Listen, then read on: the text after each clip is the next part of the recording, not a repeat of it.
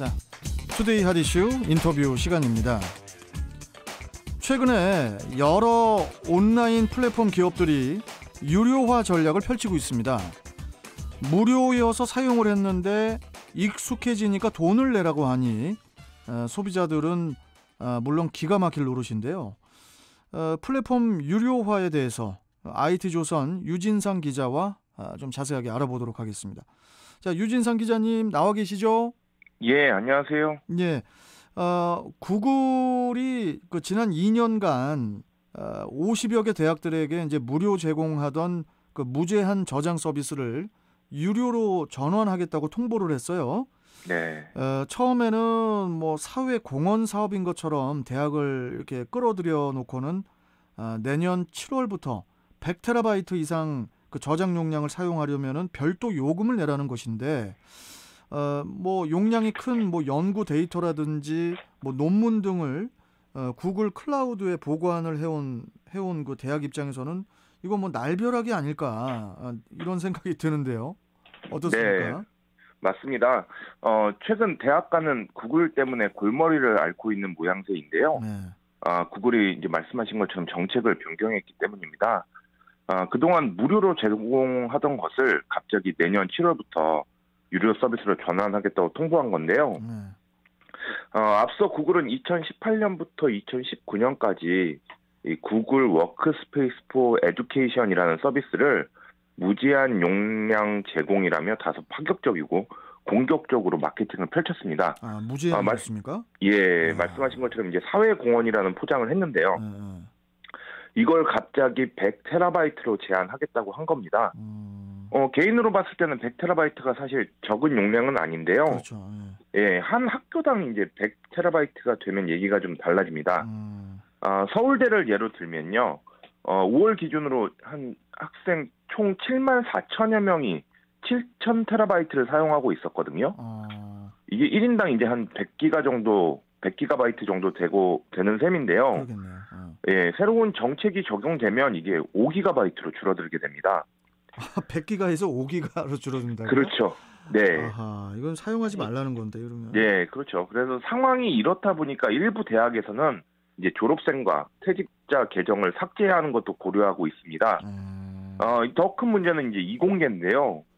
과학 연구 데이터와 논문 등은 특히 용량이 큰데 이를 구글 클라우드에 보관해온 이공계 교수와 학생들은 이 자료들을 어떻게 해야 될지 모르니까 이제 패닉 상태가 됐습니다. 그러겠네. 예, 여기에 이제 코로나 이후에 비대면 수업이 확산되면서 뭐 수십에서 수백 기가바이트에 달하는 고용량의 수업 영상과 자료를 구글에 올렸던 대학들은 이제 별도 서버를 확보해야 할 판이거든요. 예, 그러다 보니 이제 문제가 좀 불거진 게 아닌가 싶습니다. 아니, 그리고 또 그 네. 택시 업계에서도요.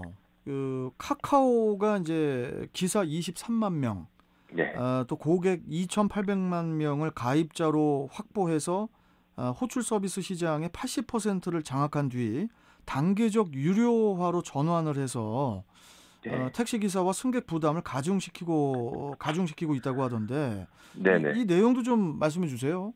네. 2015년에 중개 수수료를 받지 않겠다면서 시장에 진입했던 카카오가 이제 유료화 수순을 밟고 있는 건데요. 이게 프로 멤버스라는 서비스 때문입니다. 프로 멤버스는 택시 기사가 한 달에 99,000원을 납부하면 이제 원하는 목적지 호출을 빠르게 확인하는 목적지 부스터 기능 등을 사용할 수 있는 건데요. 그래요. 예, 이 서비스가 등장하고 난 후에 멤버십 가입 택시와 비교해서 그렇지 않은 택시의 배정 빈도가 눈에 띄게 줄었다고 합니다. 그랬겠죠. 예, 그래서 택시 기사분들이 이를 두고 이제 택시 호출 유료화 수준이라고 해석을 하고 계시는데요. 유료 배차권이라는 거죠. 결국 기사님들이 앞다퉈 서비스에 가입할 수밖에 없어지는 셈이고요. 콜싸움에서 뒤지지 않으려면 뭐 어쩔 수 없는 선택이었기 때문에 결국 플랫폼에 종속된 모양새가 된 겁니다. 이게 좀 문제가 이게 점점 심각해지는 것 같은데. 네. 그리고 그 유튜브 역시 저 광고를 늘리지 않았습니까? 네. 뭐 지금까지는 구독자 수가 1,000명 이상인 채널에만 그 광고가 붙었었는데 지난 6월 1일부터는 그 채널 운영자가 원하지 않아도 광고가 네. 붙는다고 하는데 뭐 네네. 당연히 뭐 광고 수익은 그 유튜브 본사가 다 가져가는 거고요. 네. 뭐 이쯤 되면은 이게 뭐 글로벌 기업의 독점적인 만행, 횡포가 아닌가 이런 생각이 드는데 어떻습니까? 네. 말씀하신 것처럼 유튜브도 광고를 늘렸습니다. 네. 약관을 변경했는데요. 기존에는 일정한 조건이 되는 영상에만 광고를 붙였습니다. 그리고 그 수익을 콘텐츠 제작자와 나눴죠. 네. 하지만 6월 1일부로 변경된 약관에 따르면 거의 대부분의 영상에 유튜브가 자의적으로 광고를 붙일 수 있도록 했고요. 자의적으로 붙인 광고에서 나오는 수익은 모두 유튜브가 가져갑니다. 비판의 목소리가 나오게 된 배경인데요.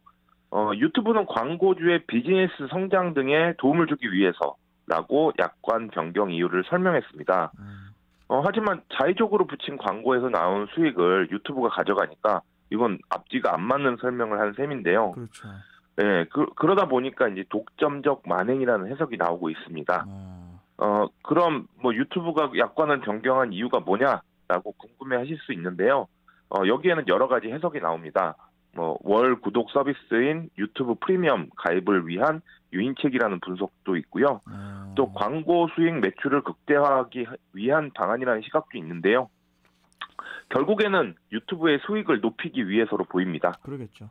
네. 공짜 서비스 후에 유료화하는 전략은 뭐 세계 대부분의 플랫폼 기업들이 구사하는 그런 공통적인 수익 모델이라 할 수 있겠는데 네. 그 과정에서 이제 우리 소비자가 기업의 종속이 되고 네. 또 다른 선택의 여지가 없이 과도한 고비용을 부담해야 하는 이런 상황. 네. 이게 결코 그 공정하다고 할 수 없겠죠. 네, 맞습니다.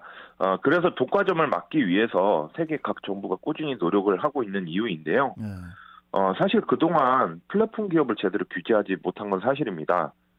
미래 혁신을 이끌고 있기 때문에 이들이 뭐 산업과 사업에 이로울 것이라고 기대했기 때문인데요. 네. 자칫 규제의 잣대를 들이댈 경우에 혁신을 망친다는 비난을 면하기 어렵다고 착각해서 그런 게 아닐까 싶습니다. 하지만 플랫폼 기업이 언제나 혁신적인 것도 아니고요. 언제나 규제 예외 지역에 있어야 하는 것도 아닙니다. 최근 미국에서 플랫폼 규제에 적극 나선 게 그런 배경이 아닐까 싶은데요. 미국 하원이 최근에 그 독점 규제 관련 5개 법안을 한꺼번에 공동 발의했습니다. 이게 좀 이례적인데요. 야당과 여당이 합심해서 법안을 냈으니까요. 5개 법안 중에 이제 가장 주목을 받는 게 플랫폼 독점 종식법입니다. 순매출 6천억 이상, 월별 사용자 5천만 명 이상 등 규모를 가진 거대 플랫폼 기업의 불공정 행위 가능성을 사전적으로 규제를 하겠다라는 법인데요. 우리 공정위도 플랫폼 기업의 일방적 시장 지배가 독점적 지위를 남용한 불공정 행위에 해당하는지 조사를 주기적으로 하고 있습니다. 지난해 10월에는 이제 네이버가 자사에 유리하게 검색 알고리즘을 조정 변경하는 방식을 펼쳤는데, 이제 공정위가 이게 시장 지배적 지위를 남용했다라고 판단하고 네이버를 265억 원의 과징금을 부과를 했습니다. 이제 다만 우리나라는 이해관계 충돌 상태에 놓이는 것은 용인하고 구체적인 불공정 행위를 사후적으로 이제 과징금 부과를 하는 정도로 끝나는데요. 말씀드린 그 미국의 플랫폼 독점 종신 법안은 아예 이런 이해관계 충돌에 놓이는 상황을 금지하고 있습니다. 이해 충돌이 생기게 되면 충돌되는 사업 부분을 분리해내는 기업 분할이나 계열 분리를 명령할 수 있도록 한 건데요. 이제 여기에 해당하는 애플과 구글, 페이스북이 긴장하는 이유입니다. 긴장을 해야 되겠죠. 네. 그렇습니다. 예. 뭐 이런 방식이 그 반복이 되다 보니까 인터넷 세상에서는 독점과 횡포가 일상화되는 게 이제 뭐 당연시되는 그런 분위기인데, 네. 뭐 더 늦기 전에 우리도 그 플랫폼 기업이 소비자를 희생시킬 수 없도록 좀 제도적 장치를 마련해야 될 것 같은데, 우리 네. 유진상 기자는 어떻게 보십니까? 맞습니다. 우리나라 역시 네이버, 카카오 등 거대 플랫폼 기업이 이미 재벌 기업 반열에 들어와 있는데요. 네. 시가총액으로 뭐 삼성전자, SK 하이닉스 다음으로 막 3, 4위를 다투고 있습니다. 며칠 전만 해도 뭐 네이버하고 카카오하고 서로 뭐 3위를 자리를 차지하기 위해서 막 엎치락뒤치락 했는데요. 하지만 막상 제대로 된 플랫폼 독점 규제, 뭐 세금 회피 규제, 노동권 위반 규제는 없었습니다. 그러다 보니까 노동권 침해 등을 비롯해서 뭐 여러 불공정 행위 등이 빈번하는 것에 제대로 대응을 하지 못했던 것도 있고요. 우리나라도 미국처럼 플랫폼 기업에 대한 제대로 된 규제와 온라인 시장에서 공정한 질서 확립을 좀 심각하게 고려해야 하는 거 아닌가라는 생각을 좀 해봅니다. 좀 그런 생각을 좀 해봤어요. 유진상 기자님 아까부터 말씀 들으면서. 네. 아까 뭐 처음에 구글에서 이제 우리 대학교에 내년 7월부터 이제 별도 요금을 내라 이런 것부터 또 우리 그 택시 그 카카오 쪽에 그 택시 그 회비 거의 뭐 한 10만 원 정도 되죠, 그게? 네네. 아니 회사들이 그 플랫폼 회사들이 기업들이 너무 갑작스럽게 그렇게 가격을 크게 올리면은 요즘 저 코로나 때문에 뭐 다 힘든데 너무 좀 얄밉지 않나 이런 생각이 들어요. 물론 뭐 플랫폼이 어느 정도 기간을 무료화를 했기 때문에 어느 정도 시점부터는 좀 유료화로 좀 해도 소비자들이 이해는 하거든요. 하지만 가격이 이렇게 터무니없이 갑자기 이렇게 속칭 전문 용어로 뻥튀기가 돼버리면 이거는 좀 심하지 않나 이런 생각이 드는데 어떻게 생각하십니까? 우리 유진상 기자는. 맞는 말씀이고요. 뭐 플랫폼 기업들이 뭐 이제 예고된 거였다라고 이제 주장들을 하고 있는데 지금 뭐 상황이 사실 코로나도 있고 여러 가지 문제 이슈들이 좀 많잖아요. 그러다 보니까 이렇게 갑작스럽게 올리는 게 좀 사실은 좀 안 좋은 모양새로 비칠 수도 있는데 뭐 플랫폼 기업 입장에서는 뭐 자기들도 땅 파서 장사하는 게 아니기 때문에 뭐 어느 정도 올리는 건 좀 용인을 해줄 수 있어도 이렇게 갑작스레 올리는 건 조금 이제 이해하기가 좀 힘들 면이 있죠. 알겠습니다. 자, 기업도 이미지가 생명인데 제발 좀 길게 보고 발전해 나갔으면 좋겠고요. 자, 오늘 말씀 여기까지 듣겠습니다. 고맙습니다. 예, 감사합니다. 네, 자, IT조선 유진상 기자와 함께했습니다.